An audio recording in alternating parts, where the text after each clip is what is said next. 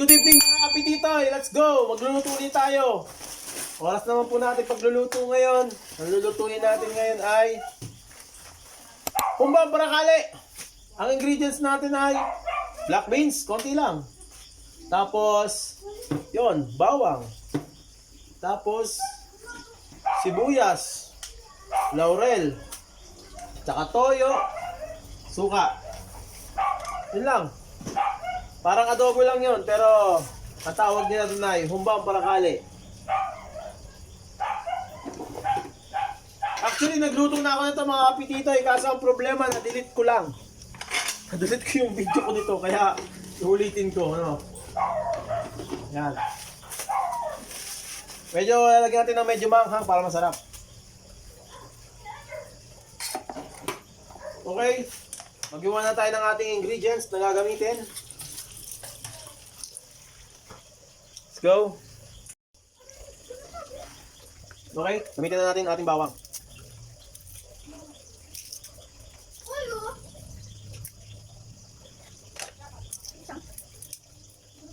Yon.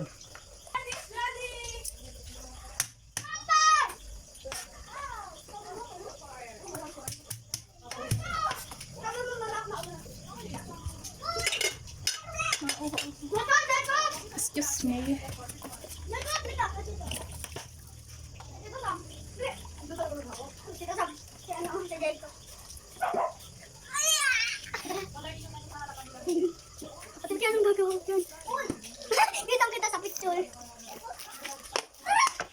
Yan, ganito po kadaming tao sa amin.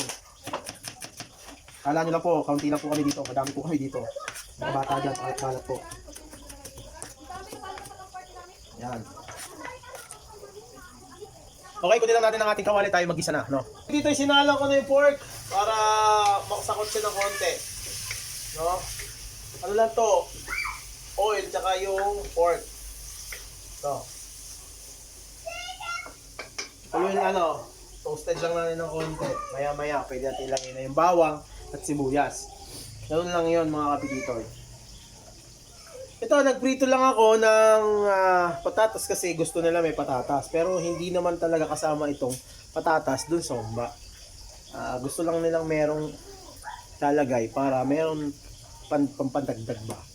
Kaya kung gusto nyo lagay, okay lang. Pag hindi, okay lang din.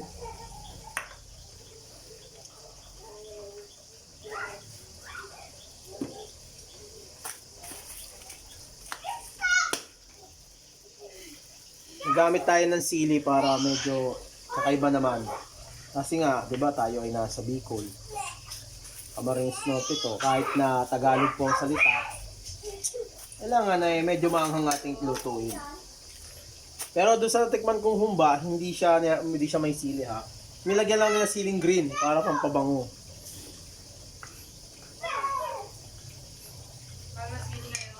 Mahal.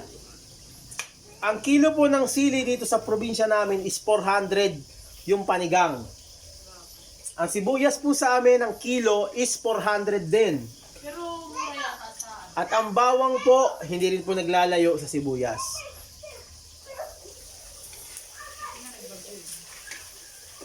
Pero sa Manila, mura. Hindi ko pa rin alam. Siguro mas mura doon kasi, mas bagsak presyo doon kasi mas marami supply doon kasi doon lagi unang dinadala kaysa sa probinsya.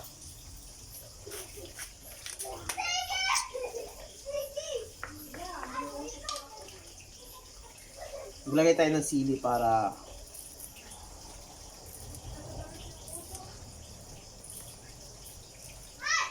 yan.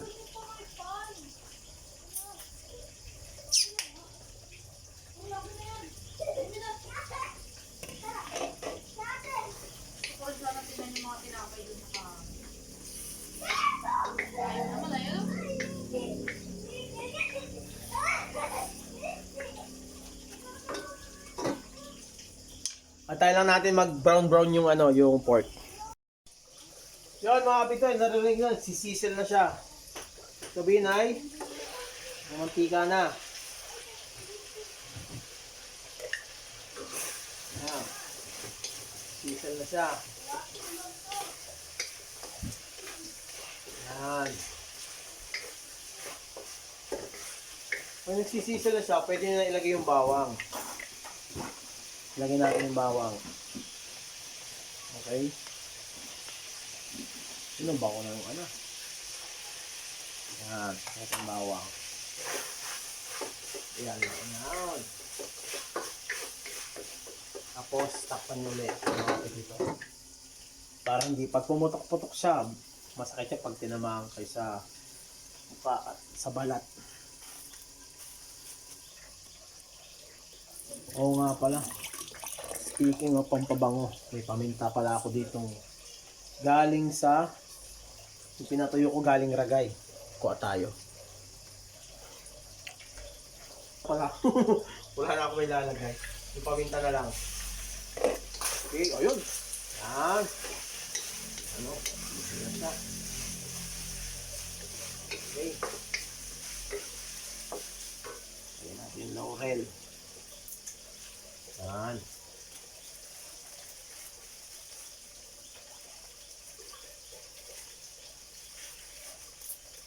Okay. Tapos lagyan natin yung ating sibuyas. Yan.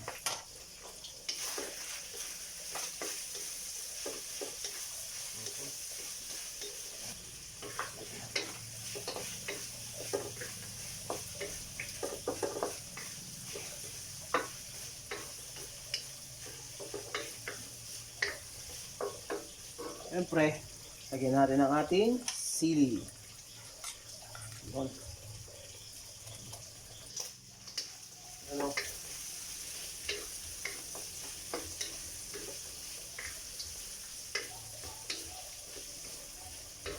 Yan.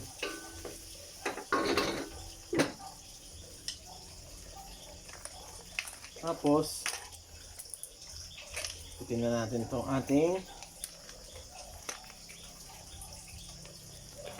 black beans. Yan. Gata natin, maalat masyado yan. Yan.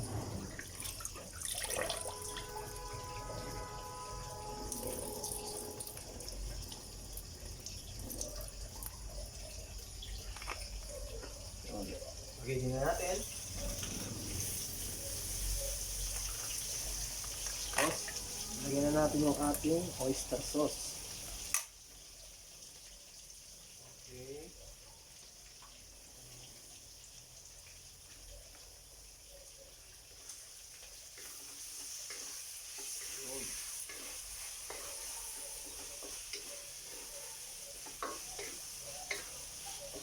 Yun mga kapititoy.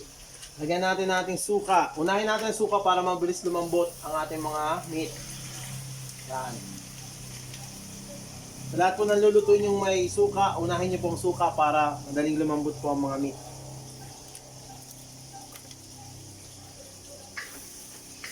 Yan. Mamaya nyo na ilagay yung toyo pag malambot na yung meat nyo. Okay. Tapos, para mas mabilis siya lumambot, lagyan natin ng tubig. Yan. Lagyan natin ng konting tubig. Yan. Yan. Para kumulo siya, para lumambot siya. Masakpan natin. Hayaan lang natin siya kumulo. Yan mga kapititoy, lagyan natin ng toyo. Yan, may toyo na po yan. Okay? Punta po yung ating pork. Yan.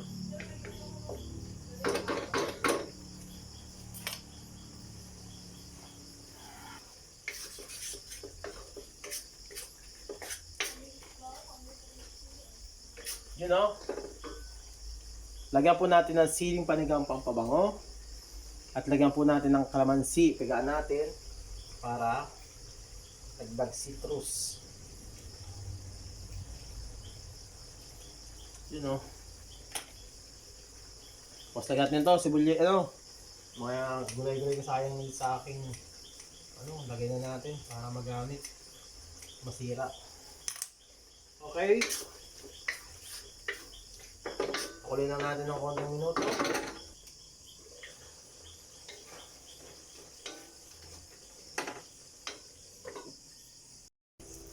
Kaya mga kapitay, lagyan natin ng paminta. Wala pang paminta pala itong nilagay ko. Pero may sipa na po yung kanyang anghang.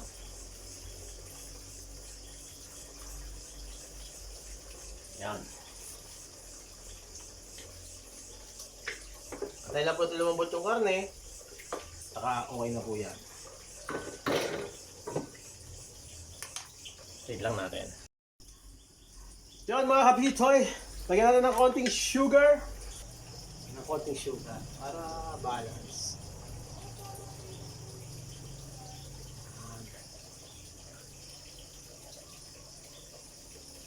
Ngayon po mga kapitoy, pumunta kaming Laguna, tapos pumunta kami ng Tagaytay, yung nagbakasyon kami doon.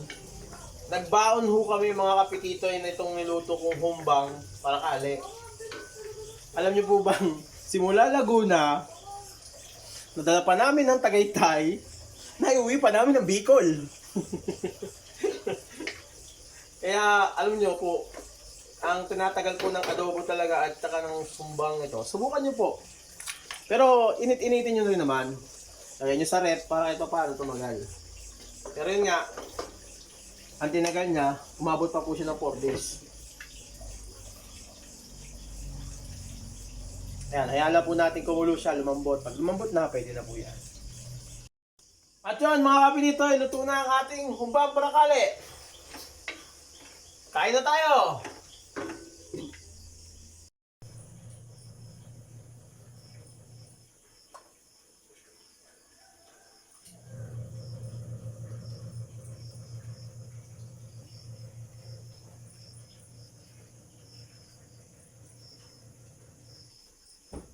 Sarap ng tulog ng aming Oreo. Ayan o.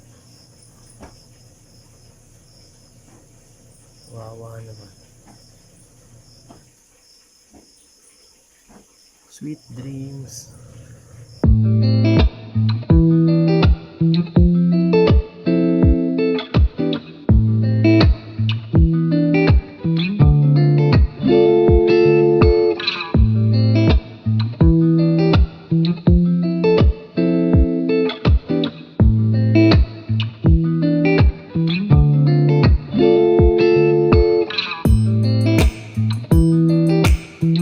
Yun mga kapito, ito po ang ating ulam. Kain po tayo. Manghang. Manghang, father. Oh, wow! Elisha. Ano yung ate? Teka na. Kaya niya ito plato.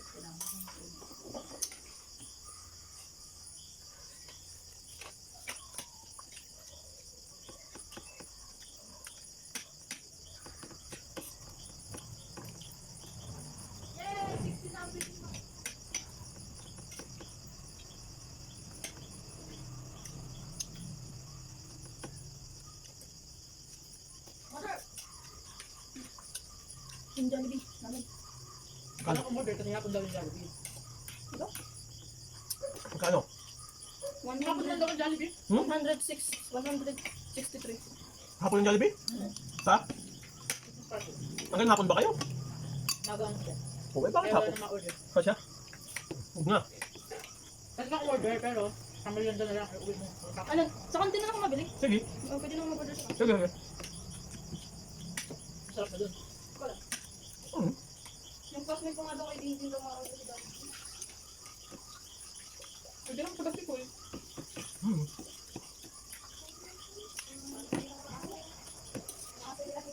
Hmm. May ingay? Nakakulong? Nakakulong ba?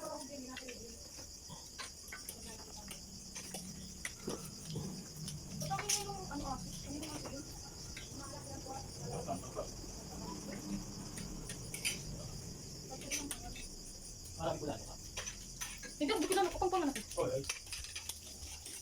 Kabalin? Baka nga magluto ng kapalin naman. Sisig. Kabalin pa, kabalin. May ikaw mo tubig guys. Ikaw mo tubig. Pero masarap siya, no? Kahit manghang. Si Tami kaya na. Tama lang ako. Oo lang. Ah. Ayun, naman. Water delivery yun. Kira ko ulit.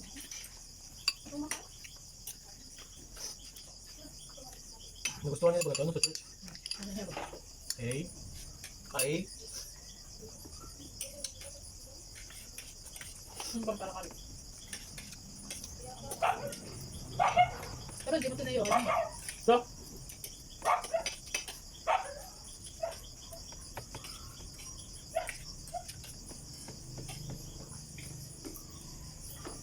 maraming salamat po mga kapititoy.